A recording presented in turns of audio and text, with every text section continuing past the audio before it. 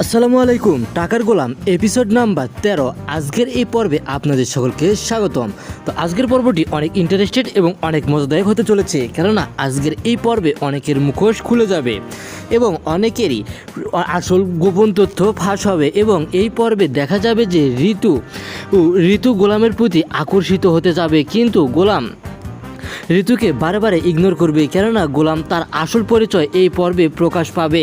এবং এই পর্বে আরও বোঝানো হয়েছে যে এই পর্বে এবার রিশা তার ভুল বুঝতে পারবে এবং গোলামের কাছে গিয়ে ক্ষমা চাবে, কিন্তু গোলাম বলবে, আমাকে ক্ষমা করে দেওয়ার কে, তুমি কে?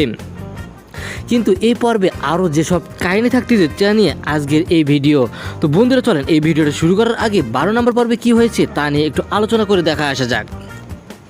12 নম্বর পর্বে দেখা যায় যে গোলামের উপর নির্মমভাবে অত্যাচার চালিয়েছিল, কিন্তু সেই অত্যাচার থেকে নিজেকে রক্ষা করে নিয়েছিল গোলাম, কিন্তু তারপরেও তার শেষ রক্ষা হয়নি। তারপরে এসেছিল নতুন কাহিনী এবং সেই কাহিনীতে দেখা গিয়েছিল যে গোলামের উপর আক্রমণ করার ফলে গোলামের স্ত্রী ফাতেমা তাকে সেবাযত্ন করছিল। এটি দেখে রিশাদ অনেকভাবে ক্ষেপে যায় এবং ক্ষেপে যাওয়ার ফলে আবারও গোলামের উপর আক্রমণ করে। এতে গোলাম এবং রিশাদ ক্ষেপে যায়।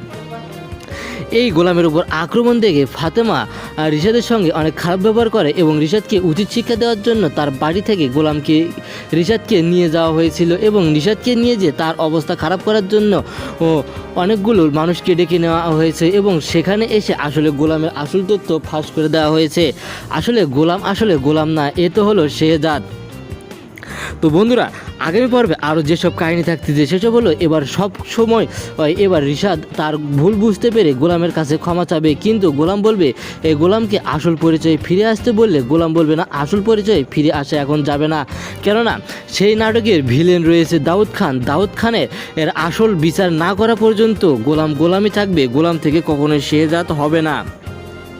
আর যদি সে গোলাম থেকে শেহজাদ হয়ে যায় তাহলে তার তো সব কুকর্ম ফাঁস হয়ে যাবে। গোলাম চায় না যে তার কুকর্ম ফাঁস হয়ে যাক, তাই তো এবার রিশাদ আর গোলাম সকলে এবার একত্রিত হয়ে এই দাউদ খানের বিপক্ষে মাঠে নামবে, কেননা এই দাউদ খান একের পর এক অন্যায় অত্যাচার করে গোলাম এবং গোলামের স্ত্রীর থেকে অনেক দূরে রেখেছে। এমনকি গোলাম তার বাবা মার কাছে পর্যন্ত যেতে পারে না। গোলামের মা অনেক নাটক পর্বে দেখা যায় যে গোলামের মা সবসময় কান্নাকাটি করে যে কখন গোলাম তার কাছে ফিরে আসবে, কিন্তু তার মা তো জানে যে গোলাম স্মৃতিশক্তি হারিয়েছে, সে কখনোই তার কাছে ফিরে আসবে না।